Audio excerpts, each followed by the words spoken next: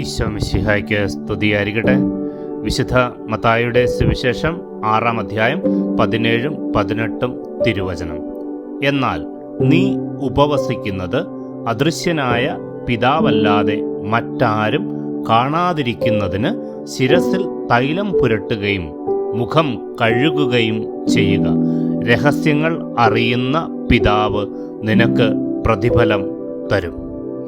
നാട്യങ്ങളും കപട നാട്യങ്ങളും ഇല്ലാതെ പിതാവുമായുള്ള രഹസ്യബന്ധം ഉപവാസത്തെ ഫലദായകമാക്കി മാറ്റുമെന്ന് ഈശോ പഠിപ്പിക്കുന്നു. ഉപവസിക്കുന്നു എന്ന് മറ്റുള്ളവരെ കാണിക്കാൻ വേണ്ടിയുള്ള കപട നാട്യങ്ങൾ പ്രതിഫലം ലഭിക്കാത്ത പാഴ്വേലയാണെന്നും ഈശോ ഓർമ്മിപ്പിക്കുന്നു. ഈശോ ആഗ്രഹിക്കുന്ന തരത്തിലായിരിക്കട്ടെ നമ്മുടെ ഉപവാസവും. ആമീൻ.